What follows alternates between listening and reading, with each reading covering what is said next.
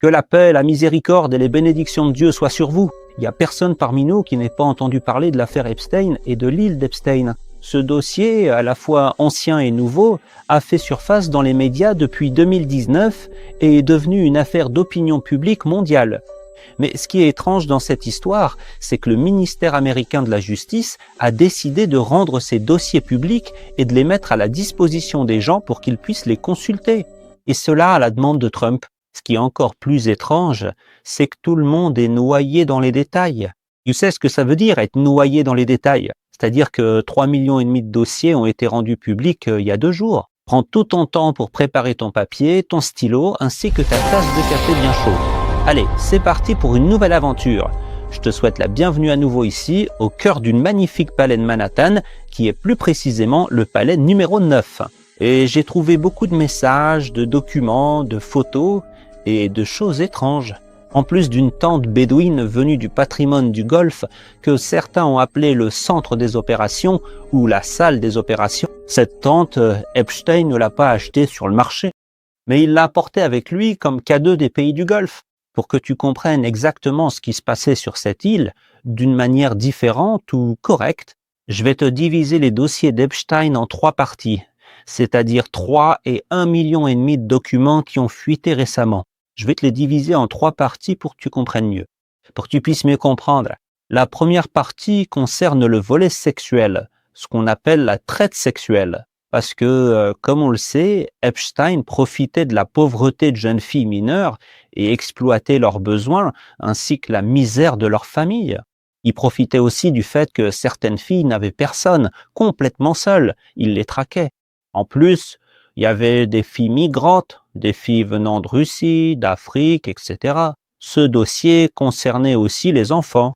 Et ce qui est célèbre et connu à propos de cette île, ce que tout le monde sait, c'est que sur cette île, ils mangeaient de la chair d'enfant.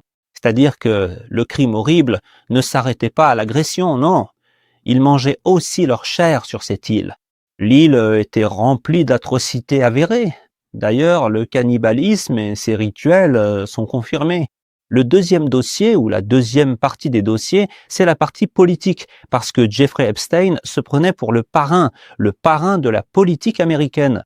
Et il se comportait, comme certains l'ont décrit, comme une sorte de centrale téléphonique. C'est-à-dire que des affaires extrêmement dangereuses et extrêmement sales passaient par lui. On va en parler dans un instant. Le troisième volet de l'ensemble des dossiers, qui s'avère être la partie la plus dangereuse et dont nous n'avons pas encore eu l'occasion de discuter, ou plutôt celle dont beaucoup de gens essayent de s'éloigner. Pourquoi? Parce que cette partie est décrite par certains comme étant non civilisée, ou en parler donne l'impression que nous ne sommes pas des gens civilisés. Nous savons qu'il y avait un temple dédié à Moloch sur l'île d'Epstein. Moloch est une ancienne divinité présente dans des civilisations antiques, toujours associée à des rituels de sacrifice d'enfants, à leur mise à mort et à des abus. En d'autres termes, les enfants étaient toujours la principale offrande lors des rituels de culte à Moloch. Moloch, c'est aussi Baal, comme nous l'avons mentionné dans des épisodes précédents. Et tous ces rituels sont sataniques, qu'ils soient dédiés à Moloch, à Baal ou à Baphomet. Ce sont tous des rituels sataniques dont la source est le diable lui-même. Iblis en personne est à l'origine de ces rituels. Imagine, mon ami, qu'en 2009, une jeune femme nommée Gabriela Rico, mannequin ou quelque chose dans ce genre, a fait son apparition. Elle est sortie d'un des hôtels de luxe au Mexique et a été filmée en train de crier, folle et stupéfaite, en disant qu'il mange de la chair humaine. Elle disait « Je ne le savais pas, mais il mange de la chair humaine ». Nous avons appris un peu plus tard que cette jeune fille avait l'intention de se rendre sur l'île d'Epstein, ou bien qu'elle s'y était déjà rendue 1 ou 2 fois, ce qui était drôle. Et c'est aussi bien connu, c'est que cette fille a complètement disparu. On n'a plus jamais entendu parler d'elle après cette histoire. La police est venue la chercher et personne ne sait ce qu'elle est devenue. Ce n'est pas seulement elle, beaucoup de personnes sont parties et personne n'a jamais rien su de leur sort. Tu sais aussi qui est parti et dont personne n'a plus jamais entendu parler. Des personnes qui étaient partenaires d'Epstein, qui concluaient des affaires pour lui, des gens très riches, des femmes et des hommes issus du milieu des grandes affaires sont partis et ont été éliminés. Certains ont été retrouvés assassinés dans leur appartement, d'autres ont été retrouvés suicidés et d'autres ont simplement été retrouvés. Et ainsi de suite. Epstein lui-même a été retrouvé. C'est-à-dire, officiellement, il se serait suicidé en prison. Mais ce n'est pas vrai. Et il y a des indications du médecin qui a examiné son corps et sa dépouille. Il a trouvé des cicatrices et des coups qui montrent qu'il n'est pas mort en se suicidant, mais qu'il y a eu une bagarre entre lui et certaines personnes avant sa mort. Mais ce n'est pas notre sujet de toute façon. Restons sur les dossiers concernant l'île d'Epstein, où l'on trouve Moloch, cette idole ou statue ou structure, appelez-la comme vous voulez, qui se trouve aussi dans le Bosquet bohémien, le club bohémien. Le point commun entre l'île d'Epstein et le club bohémien, c'est que les mêmes personnes fréquentaient les deux endroits. Ils allaient sur l'île d'Epstein. Parmi eux, George Bush père, le père de George Bush fils, celui qui a mené la guerre contre l'Irak et l'agression contre l'Irak. George Bush père, des rapports choquants à son sujet, affirment qu'il pratiquait sur cette île des rituels sataniques et du cannibalisme. Des actes de cannibalisme, des agressions sur des enfants, etc. Il existe un tableau représentant George Bush fils, celui qui a envahi l'Irak en 2003, où on le voit jouer avec des avions en papier. Et nous savons que sous la présidence de cette personne, lorsqu'il était président des États-Unis, il y a eu le célèbre incident des avions qui ont frappé les tours américaines. Le tableau semble parler et dire que ces avions étaient contrôlés par George Bush. Et c'est de là qu'est partie l'étincelle des agressions contre les pays musulmans comme l'Afghanistan, l'Irak et ainsi de suite. Mais on ne va pas entrer dans chaque dossier, restons sur le dossier satanique. Le dossier des rituels. Les mêmes rituels existaient sur cette île. Ce sont exactement ceux qui avaient lieu dans la forêt bohémienne. Les mêmes rituels qui ont été divulgués dans de nombreux clubs et loges liés à l'œil unique. Ce que tu ne sais pas, c'est qu'Epstein, son groupe, et ceux qui sont morts avec lui ou dont on s'est débarrassé pour enterrer l'affaire, ce ne sont que les plus petits membres de ce réseau. Ce ne sont que des outils. Il y en a qui sont bien plus importants qu'eux. Ceux-là, c'est ce qu'on appelait toujours l'élite. Imaginez l'ampleur des atrocités qui avaient lieu sur cette île. Si les personnes présentes ou responsables de cet endroit avaient été des musulmans, qu'est-ce qui serait passé? Je te jure qu'il y aurait eu des campagnes entières pour débarrasser la planète des musulmans. Si par exemple les responsables de cet endroit avaient été des musulmans ou des arabes, mais imagine que ceux qui géraient cet endroit sont les têtes de la société occidentale. Des chefs, des présidents, des premiers ministres, des princes. C'est une longue histoire. Jusqu'à maintenant, il y a beaucoup de gens qui posent des questions et qui ne comprennent pas. Je m'étonne qu'ils ne comprennent pas.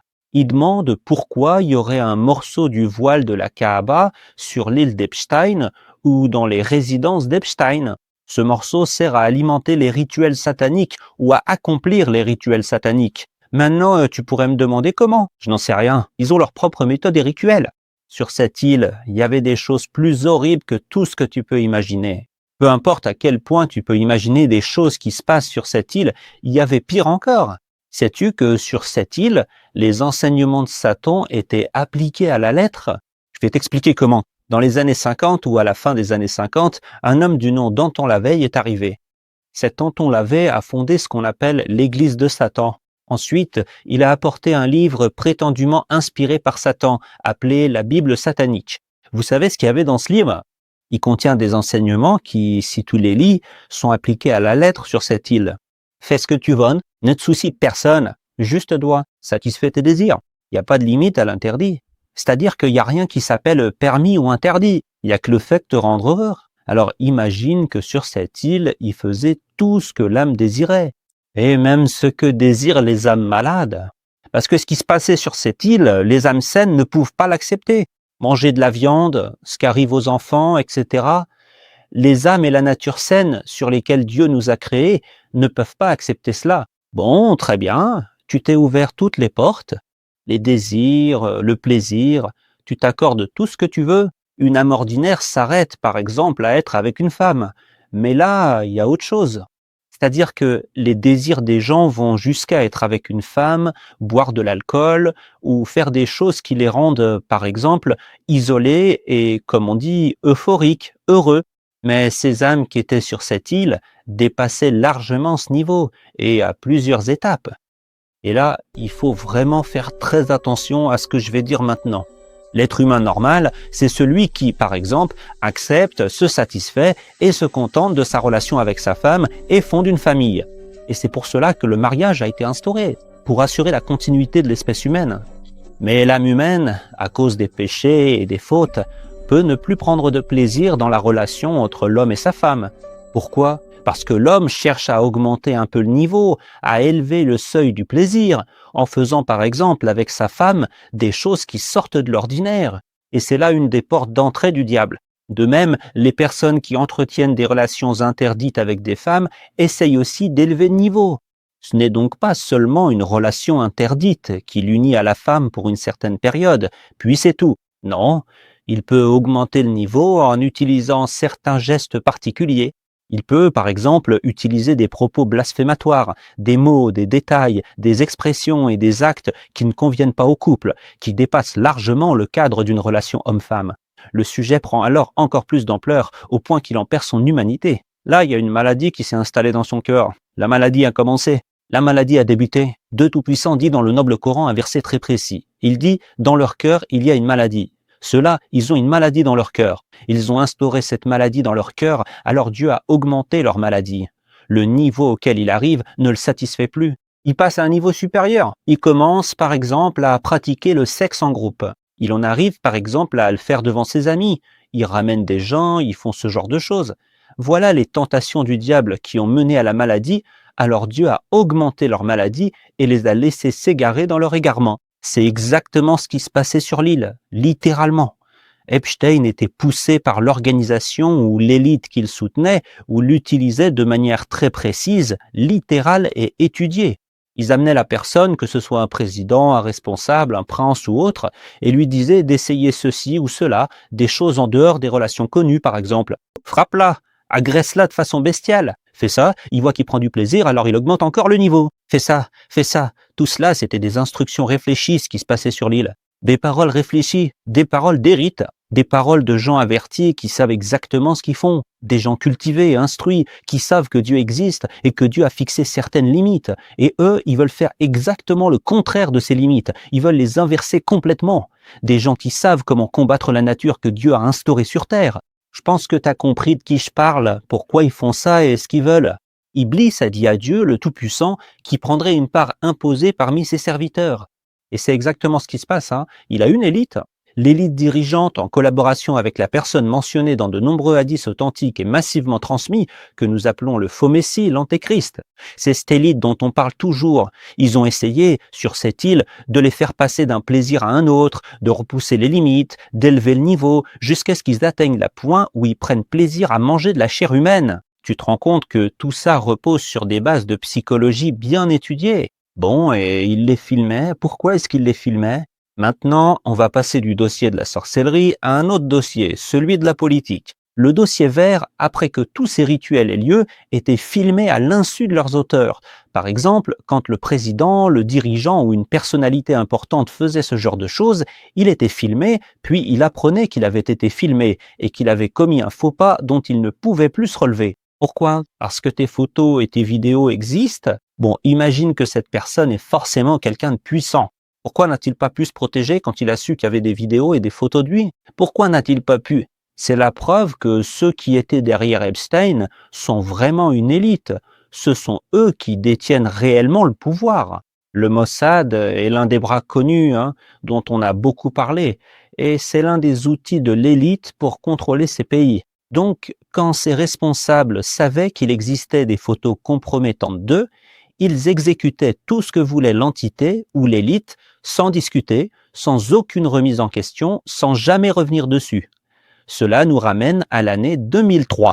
Cette date est très importante. Qui parmi nous n'a pas assisté à l'invasion de l'Irak ? Et maintenant, l'invasion de l'Irak est revenue sur le devant de la scène après de nombreux messages et emails qui sont apparus dans mes dossiers Epstein. Imagine que George Bush fils a essayé par tous les moyens de convaincre le monde de frapper l'Irak. Mais le monde n'a pas voulu être convaincu. On lui a dit qu'il n'y avait aucune justification. Ils ont envoyé une commission d'inspection internationale qui a fouillé l'Irak pour trouver des armes de destruction massive sans rien trouver. Ils lui ont dit qu'il n'y en avait pas. Tu cherches, mais il n'y a rien. Alors pourquoi veux-tu frapper l'Irak ? Imagine, il n'a trouvé aucun prétexte. Imagine si la décision de frapper l'Irak venait de cette île. Parce que l'entité le voulait ainsi et le Mossad le voulait ainsi. Parce que l'élite le voulait ainsi. Ils voulaient renverser le régime en Irak, parce que quand la porte de l'Est ou la porte orientale du monde arabe est tombée, vous avez vu ce qui s'est passé. Le cancer iranien s'est répandu dans le monde arabe. Donc ces propos ne sont pas venus de nulle part. Imaginez que George Bush fils a appelé le président français de l'époque, Jacques Chirac, et lui a dit mot pour mot, nous devons occuper l'Irak. Tu sais pourquoi? Parce que si nous n'occupions pas l'Irak, Gog et Magog en sortiraient. Il faut fermer la porte avant qu'elle ne s'ouvre, mot pour mot. Tu pourrais penser que ces propos sont documentés dans les journaux. C'est documenté dans les actualités, c'est relayé par les médias. À ce moment-là, Jacques Chirac a réuni un grand nombre de religieux présents en France, des moines, des prêtres, etc. Il les a rassemblés et les a interrogés sur ce sujet, car Jacques Chirac n'était pas convaincu par ses propos. C'est-à-dire que George Bush est allé jusqu'à utiliser la superstition pour frapper l'Irak. Pourquoi? Parce que George Bush était compromis avec des dossiers sordides sur l'île d'Epstein. Et la décision est venue de l'île d'Epstein, l'île du diable, l'île de l'élite satanique. La plus grande preuve de tout ça, c'est la présence d'un temple dédié à Moloch sur cette île.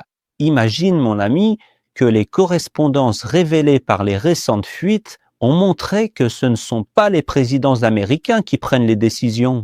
Plus le président est embourbé, plus il est obéissant. C'est pour ça qu'on a entendu Trump dire « Je suis le meilleur ami d'Israël, je suis leur meilleur collègue, je suis un partenaire, je travaille, je fais tout ce qu'ils veulent, je leur suis fidèle. » Ces paroles ne sont pas venues par hasard. Ces paroles viennent du fait d'être plongé dans la boue. Le nom de Trump a été mentionné 1500 fois dans les correspondances. Même Tom Barrack, ce soi-disant intermédiaire américain ou envoyé américain en Syrie et au Moyen-Orient. Imagine que Tom Barrack a reçu un email d'Epstein. Qu'est-ce qu'il lui dit dans cet email? Imagine ce qu'il lui dit. Il lui dit envoie-moi une photo de toi avec un enfant et fais-moi sourire, Elon Musk. Imagine Elon Musk, ce célèbre milliardaire. Imagine qu'il a envoyé un message en 2012. Qu'est-ce qu'il dit à Epstein? Il lui demande quand aura lieu ta fête la plus folle? Tu sais ce que ça veut dire des fêtes folles ou déjantées? Ce sont celles où il se passe des choses auxquelles tu pourrais même pas penser. Ou alors maintenant tu commences à y penser. Tout est une chose, mais Stephen Hawking c'en est une autre. Qu'est-ce qui t'a amené sur cette île? Tu veux dire qu'avec ta situation, tu te retrouves déviant? Imaginez les amis que la décision de répandre les couleurs est sortie de cette île. Epstein n'était pas celui qui contrôlait tout. Epstein était juste quelqu'un qui exécutait des ordres planifiés avec précision. Et quand il n'a plus servi à rien, ils s'en sont débarrassés. Voilà toute l'histoire. Beaucoup de transactions ne se font pas officiellement parce qu'il n'y a aucune justification pour cela. Alors elles se faisaient sous la table par l'intermédiaire de Jeffrey Epstein. Epstein est allé en Arabie Saoudite avec son jet privé et leur a dit « Je suis prêt à vous aider dans votre projet ». Ce projet The Line, cette ville utopique dont on a maintenant abandonné l'idée, il a dit « Je suis prêt à faire en sorte que les riches américains participent avec vous ». Bien sûr, il mentait, car il n'était qu'un messager pour une entité inconnue. Quelqu'un l'envoyait, lui disait « Va ici, fais ceci, va là-bas, dis-leur cela, ramène des mineurs, ramène des enfants, ramène ceci, fais cela, prends des photos pour telle entité, travaille pour telle entité ». Il n'était qu'un outil. L'île d'Epstein et le Bohemian Club sont les endroits qui ont été révélés, ou dont ce qui s'y passait a fuité. Mais il existe des lieux bien plus dangereux, fermés, dont on n'a pas encore parlé. Il y a des gens qui crient à l'injustice dans des endroits qui n'ont pas encore été dévoilés. Maintenant, on arrive à la question la plus dangereuse de l'épisode. Tu remarques pas, mon ami, que les Émirats se sont soudainement démarqués en normalisant avec l'entité et qu'ils sont brusquement devenus une plateforme pour des organisations comme les Illuminati? On a expliqué tout ça dans des épisodes précédents et montré des extraits. Tu crois qu'ils sont venus là par hasard? Ce n'est pas arrivé par hasard. Pas du tout. Si tu penses que tout ça est arrivé par hasard, tu te trompes. Les Émirats cherchent à diviser le Yémen, à diviser le Soudan, et ont financé la guerre des milices au Soudan, qui a tué des dizaines de milliers d'innocents. Pas seulement des milliers, mais des dizaines de milliers d'innocents. Ils ont financé la division en Libye et ont aussi financé le meurtre de civils en Syrie. Et aujourd'hui, c'est l'un des acteurs qui combattent le plus l'islam dans le monde, voire le plus actif. Franchement, même Elon Musk, connu pour son hostilité envers les Arabes et les musulmans, n'a jamais fait ce que les Émirats ont fait. Tu crois que tout ça, c'est du hasard? Tout cela est arrivé à cause des dossiers dans lesquels les Émirats étaient impliqués sur l'île d'Epstein. N'oublie pas qu'une grande partie des dossiers reste encore cachée sous prétexte de ne pas exposer ou de protéger la vie privée des victimes.